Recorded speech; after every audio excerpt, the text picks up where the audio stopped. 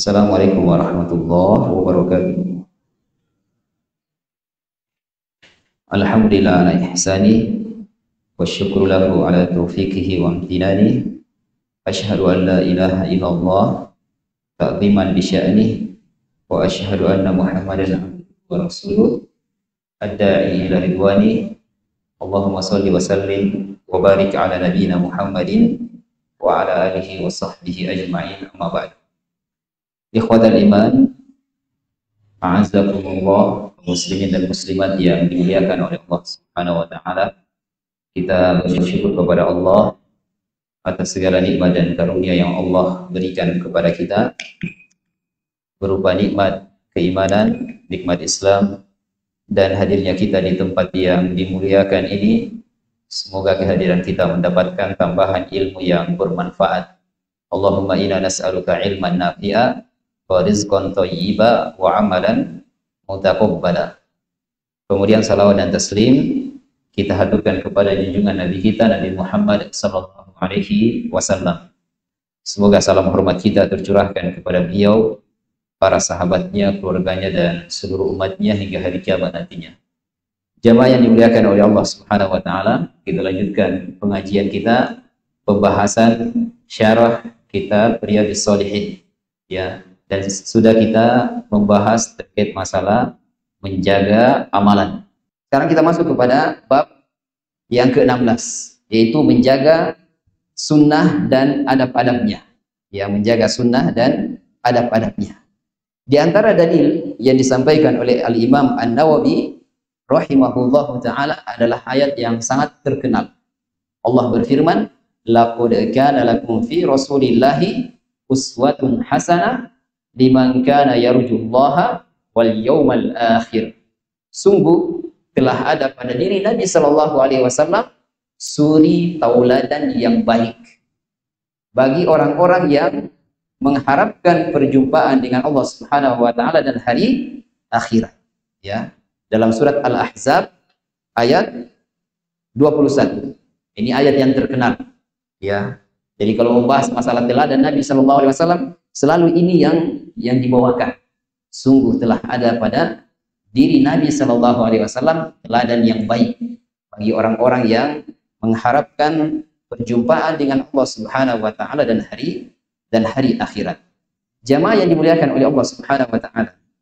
Kata Syekh Al-Utsaimin rahimahullahu taala rahmatan wasi'ah, bahwa ayat ini menunjukkan bahwa Nabi ini adalah orang yang sempurna akhlaknya.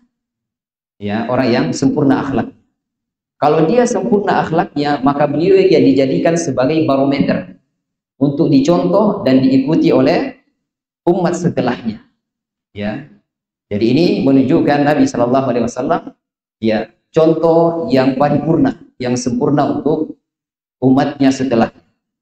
Siapa yang mencontoh Nabi sallallahu alaihi wasallam, mengikuti petunjuknya, maka dia mendapatkan yang dijanjikan oleh Allah Subhanahu wa taala di ayat berikutnya.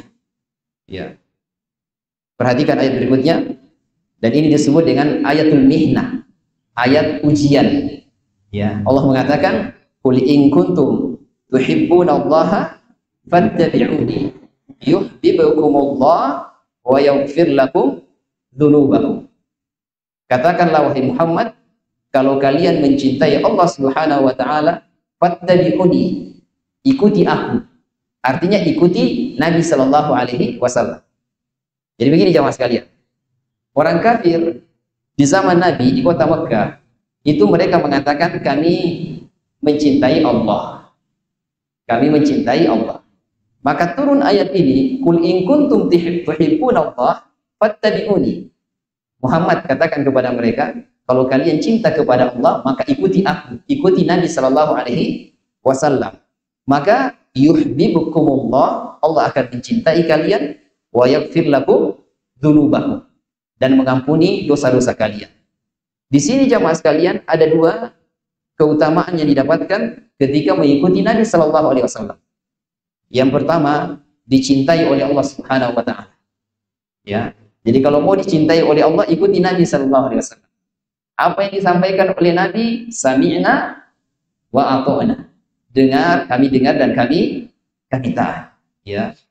Kemudian yang kedua yang didapatkan, wa yaghfir lakum dzunubakum. Allah Subhanahu wa taala akan mengampuni dosa-dosa kalian. Ini keutamaan mengikuti Nabi sallallahu alaihi wasallam yang dikenal dengan ittiba. Apa itu ittiba?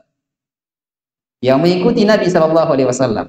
Syarat diterimanya amal ada dua. Ya. Yang pertama, ikhlas. Ya, ikhlas. Allah Subhanahu wa taala berfirman, "Wa ma umiru illa liya'budullaha mukhlishina lahuddin." Tidaklah mereka diperintah kecuali beribadah kepada Allah Subhanahu wa taala dengan seikhlas-ikhlasnya. Ini ikhlas. Ya. Kemudian yang kedua, ittiba. Apa itu ittiba tadi? Ya, ikut Nabi sallallahu alaihi wasallam. Apa yang Nabi ajarkan, maka itu yang dikerjakan. Yang Nabi larang, tinggalkan. Wa ma atakumur rasul fakhudhu wa ma nahakum anhu fantahu. Yang Nabi ya bawa, perintahkan, maka ambil. Yang dilarang oleh Nabi, fantahu, tinggalkan. Ya. Jadi jamaah sekalian, kembali kepada ayat ini, kata Syekh Utsaimin, wa hadhihi al-ayat yusammiha ba'dul ulama'i ayatul mihna. Ayat ini disebutkan oleh sebagian ulama sebagai ayat ujian. Kenapa? Kata beliau, banyak orang yang mengatakan kami mencintai Nabi.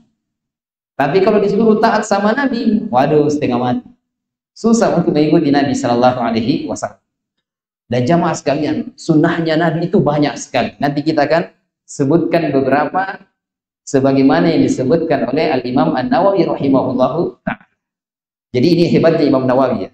Ya, kalau saya perhatikan subhanallah, ini kehebatan beliau. Jadi beliau memulai dengan ayat-ayat yang seperti ini, ikut Nabi SAW. Setelah itu baru beliau membangun fondasi yang di dalamnya terdapat sunnah-sunnah, adab-adab. Kalau kamu tidak kerjakan ini, maka ayat-ayat yang sebelumnya disampaikan la yanfa', ya, tidak bermanfaat. Sehingga jamaah sekalian, ini diantara luasnya ilmu dari Al-Imam An-Nawawi rahimahullah. Jadi sekali lagi jamaah sekalian, kalau kita cinta kepada Nabi Shallallahu Alaihi Wasallam, maka harus apa? Ittiba. Harus ikut kepada Nabi Shallallahu Alaihi Wasallam dalam segala amalan kita, sholat kita, puasa kita, zakat kita, haji kita, harus ikut kepada Nabi SAW. Ya, siapa yang mau kita ikuti cara ibadahnya kalau bukan Nabi Shallallahu Alaihi Wasallam? Sudah kita sebutkan di ayat yang pertama tadi, laqad kana lakum fi rasulillahi uswatun hasanah. Pada diri Nabi Shallallahu Alaihi Wasallam ada contoh teladan yang baik untuk kalian. Ya. Kemudian jamaah sekalian, kata Syekh Utsaimin, wa idza ahabballahu asy-syakhsa, kalau Allah Subhanahu wa taala mencintai seseorang, yassarallahu lahu umura dinihi wa dunyahu, maka Allah Subhanahu wa taala akan mempermudah semua urusan dunia dan akhiratnya. Nah, inilah tadi jamaah sekalian, faedah mengikuti Nabi Shallallahu Alaihi Wasallam. Allah akan mencintai kalian. Kalau sudah dicintai oleh Allah, semua perkara dimudahkan. Perkara di dunia, urusan di dunia, apalagi urusan di akhirat dimudahkan oleh Allah Subhanahu wa taala disebabkan kecintaan dan ketaatan kepada Nabi Shallallahu Alaihi Wasallam. Sekali lagi jamaah sekalian, cinta itu dibuktikan dengan taat, dengan patuh, dengan melaksanakan perintahnya. Ya, kata seorang penyair, ya, ketika menggambarkan kecintaan kepada Nabi Shallallahu Alaihi Wasallam, kalian mengaku mencintainya, padahal kalian tidak mentaatinya. Innal muhibba liman yuhibbu muti'un. Sesungguhnya seorang pencinta kepada yang dicintainya dia taat. Kalau Nabi bilang ini haram, jangan dikerjakan ya, maka kita sami'na wa ata'na, kita tidak kerjakan. Kalau Nabi mengatakan ini perintah ya, kerjakan, maka kita juga mengatakan sami'na wa ata'na, kami dengar, kami kerjakan. Ini demikian jamaah sekalian seorang muslim, ya, tidak tebang pilih hukum. Kalau sesuai hawa nafsunya maka dia kerjakan. Kalau tidak sesuai dia tinggalkan. Ini tidak demikian seorang muslim. Seorang muslim, ya, apa yang datang dari Nabi Shallallahu Alaihi Wasallam maka dikerjakan, apa yang ditinggalkan oleh Nabi maka ditinggalkan. Nah, kemudian Imam An-Nawawi rahimahullahu taala membawakan dalil terkait masalah meluruskan saf. Jadi ada beberapa yang disampaikan, saf, adab makan, ya. Kemudian adab berburu, ya, ada berburu. Kita mulai dari saf dulu. Dan ini perkara yang sulit memang.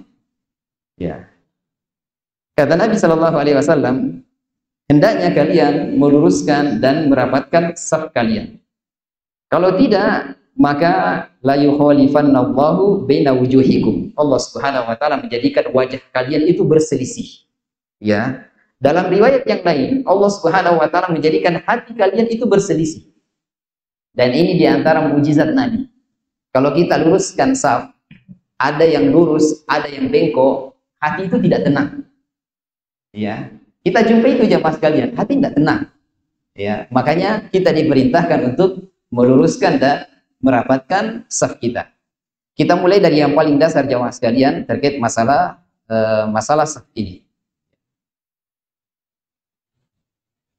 Dimulai daripada yang di belakang imam. Kata Nabi Shallallahu alaihi wasallam, liyalini minkum ulul ahlami wan nuha.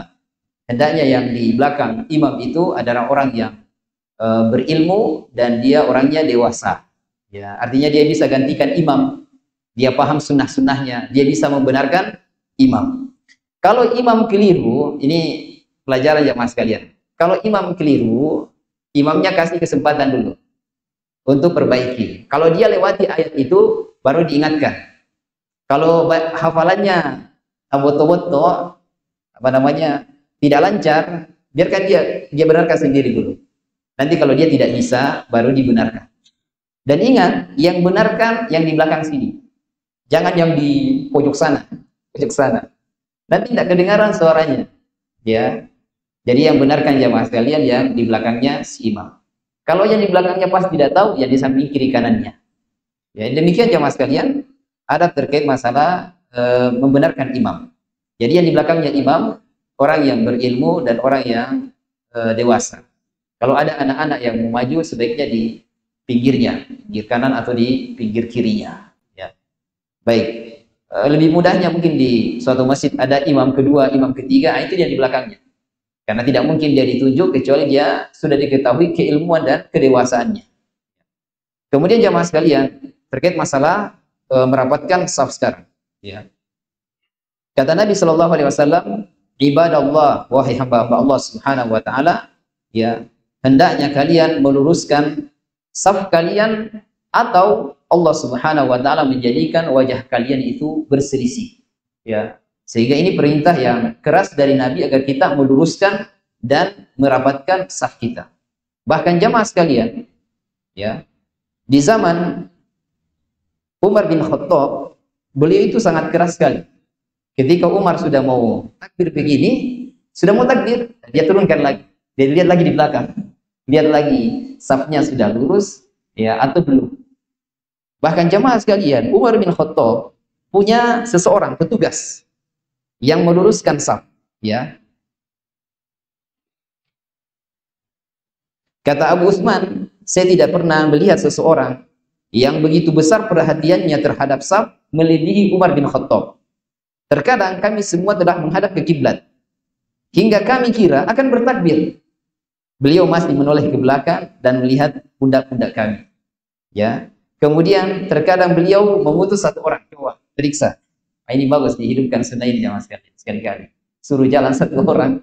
Kalau dia bilang, oke, lurus rapat, baru imamnya takbir. Saya jamaah sekalian di sini kadang tidak enak sebenarnya.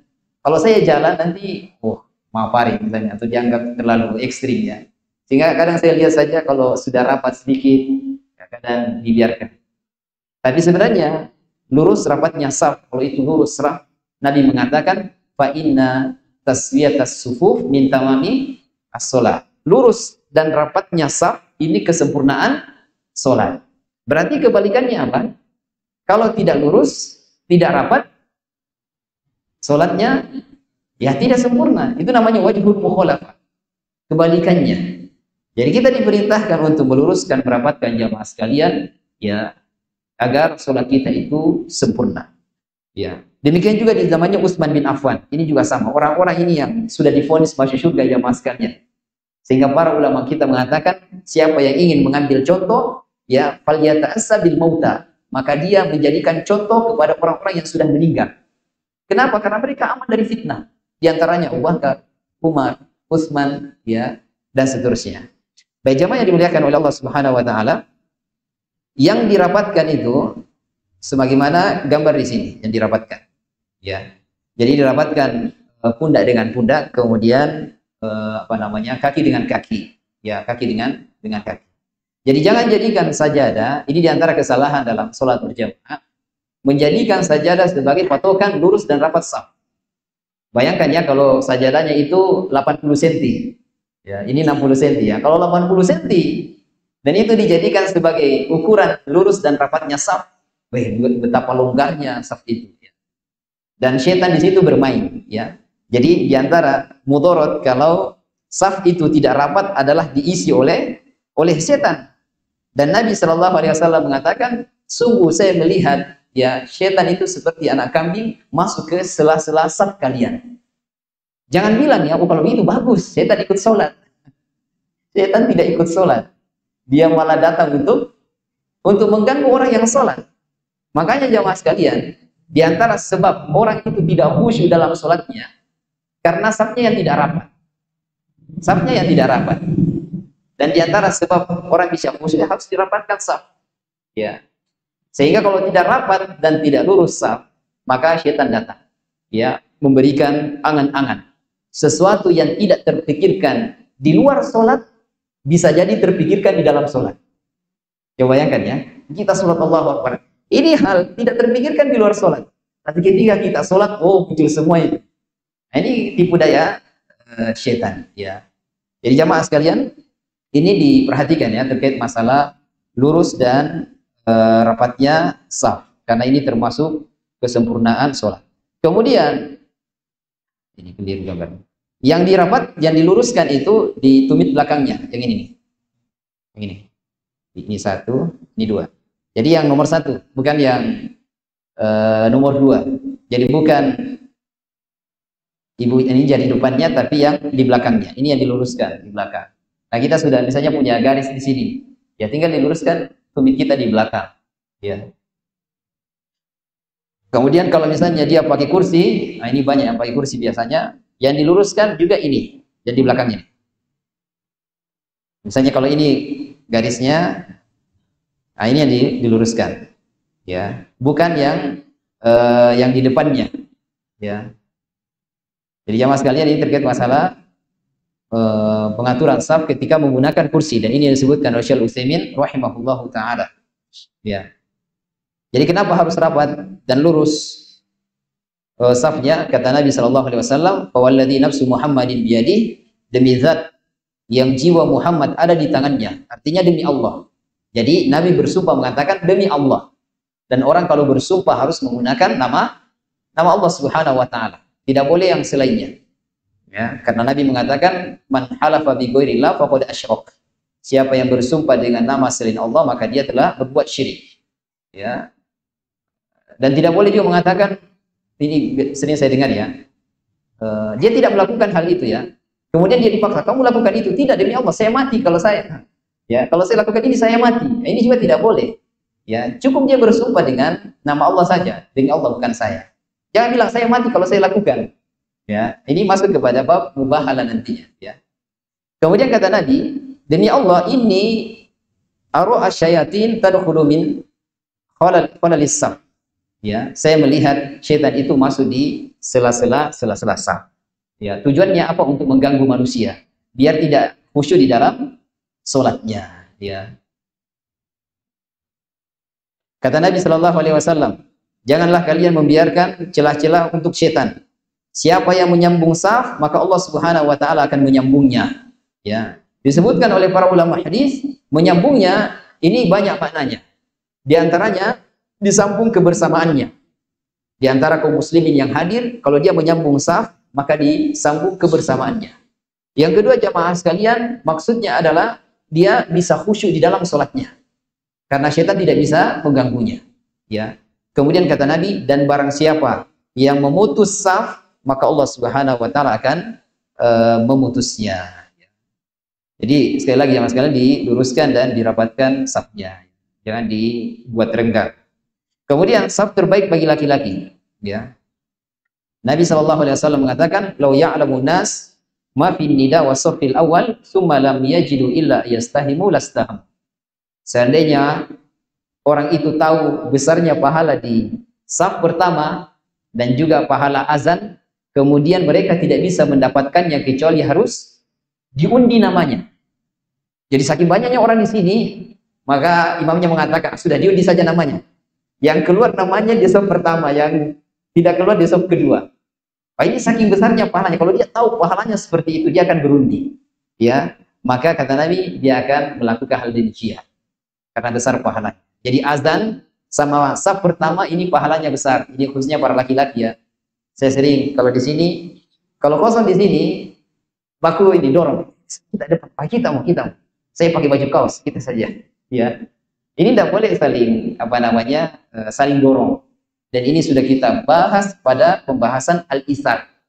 Al-isar itu mendahulukan orang lain dalam hal kebaikan. Kalau kebaikan itu hukumnya wajib, maka haram mendahulukan orang lain. Ingat ya. Kalau dalam perkara wajib, maka haram mendahulukan orang lain. Contohnya misalnya ibu-ibu. Cuma ada satu jilbab misalnya, satu mukena yang menutup aurat. Ya, kalau dia pakai, temannya tidak pakai. Kalau temannya pakai, maka dia tidak bisa pakai. Maka dia tidak boleh mengatakan, kamu saja dulu. Kamu pakai itu, saya tidak usah. Ini tidak boleh. Karena menutup aurat, ya, memakai jilbab hukumnya wajib. Kalau dia dahulukan orang lain, maka haram hukumnya. Ini yang pertama. Yang kedua apa kemarin? Dalam masalah sunnah. Di antaranya saf pertama, ya. Kalau dia dahulukan orang lain, maka kata Syaikhul Utsaimin, hadza yadullu ala annahu yarghubu 'anil khair. Ini menunjukkan dia tidak suka kebaikan. Ya. Maka jangan didahulukan orang lain dalam perkara yang wajib maupun perkara yang sunnah. Ya, kita fastabiqul khairat, berlomba-lomba di dalam kebaikan. Tapi kalau masalah mubah, duniawi, masalah makanan misalnya, masalah minuman, silakan dahulukan orang, tidak ada masalah. Ya, sebagaimana hadis dari seorang sahabat Ansor, ketika Nabi berkata kepada para sahabat, siapa yang mau menjamu tamu ini? Siapa yang mau menjamu tamu ini? Kemudian ada sahabat Ansor mengatakan, saya mau menjamu tamu ini. Dia bawa ke rumahnya, ternyata di rumahnya tidak ada makanan. Yang ada adalah putus sobi, bubur bayi. Jadi tidak ada makanan, hanya ada bubur bayi. Maka dia berpikir, ini gimana caranya ya, agar si tamu ini bisa makan. Maka dia bilang kepada istrinya, itu anak kita, Nina bobokkan. Ya, kasih tidur. Jadi kalau mereka mau makan, kasih tidur. Jadi mereka tidak makan dulu. Ya. Kemudian, fa'atfi as-siraj. Di ruang makan, kasih mati lampu. Dan sediakan 2 piring, saya sama dia. Yang diisi makanan cuma si tamu tersebut. Yang saya mangkok sama sendok saja.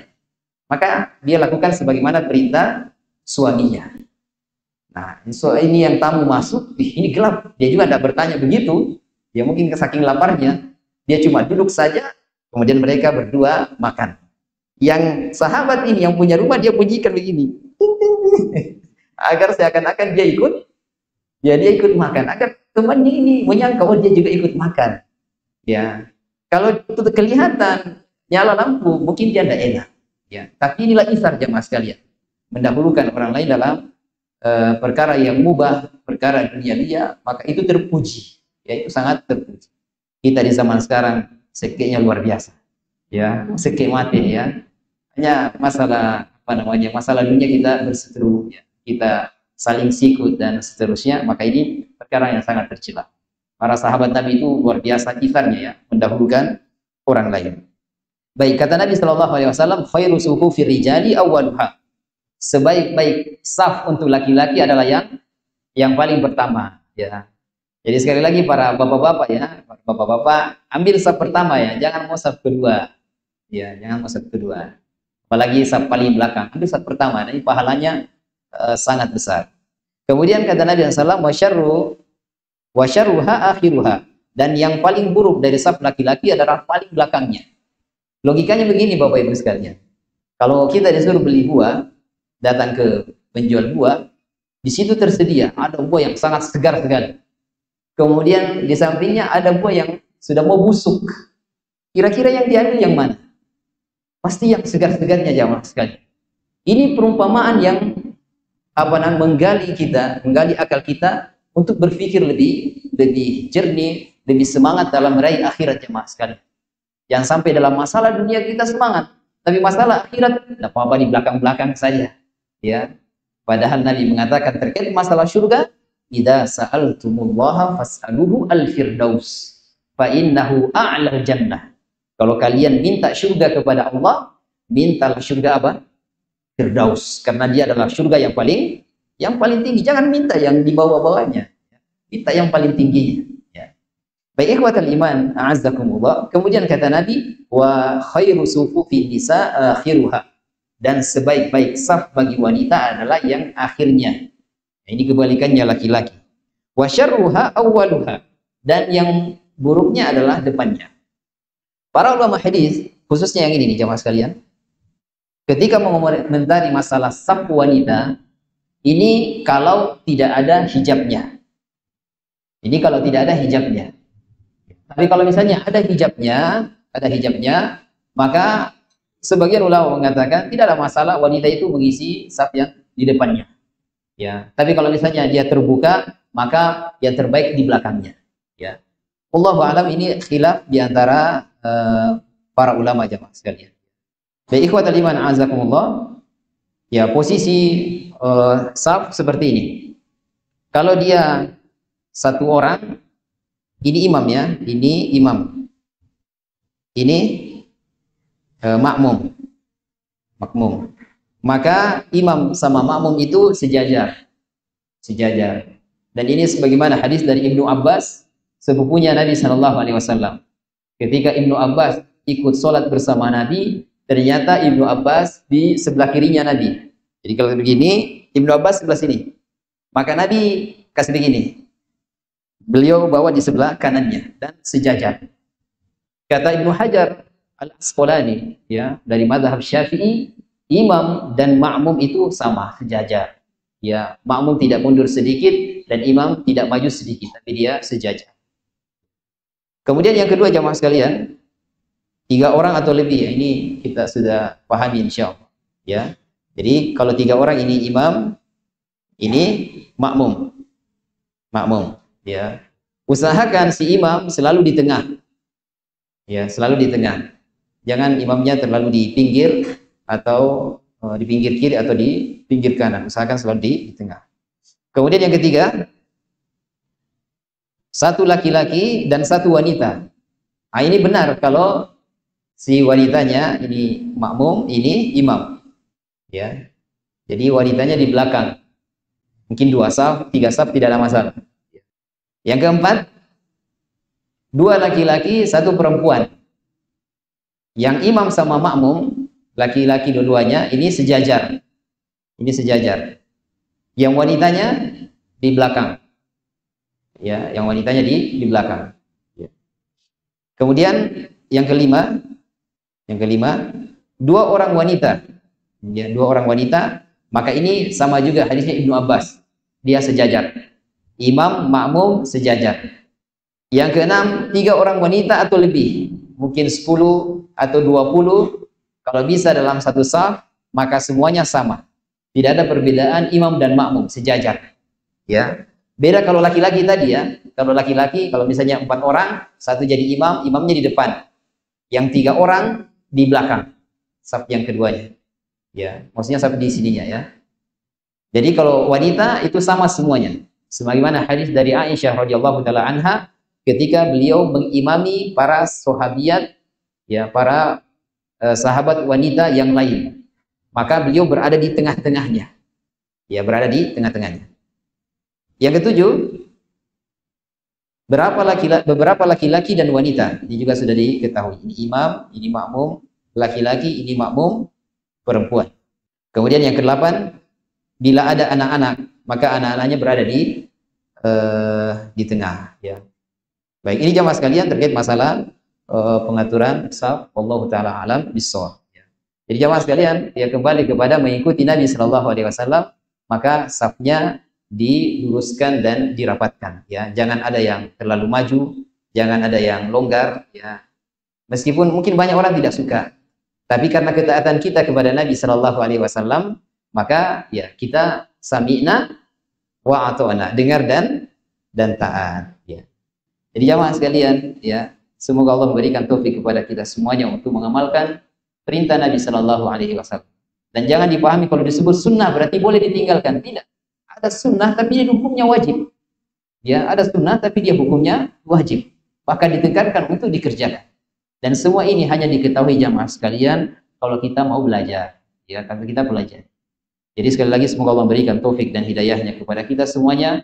Memudahkan kita dalam belajar ilmu agama, mengampuni segala dosa-dosa kita, ya kemudian mewafatkan kita dalam keadaan husnul khotimah, dan kita juga berdoa kepada Allah Subhanahu wa taala semoga Allah memudahkan segala urusan kita, ya memberkahi segala rezeki kita, memudahkan urusan kita. Innahu waliyudzalika wal qadiru alaihi. Assalamualaikum warahmatullahi wabarakatuh.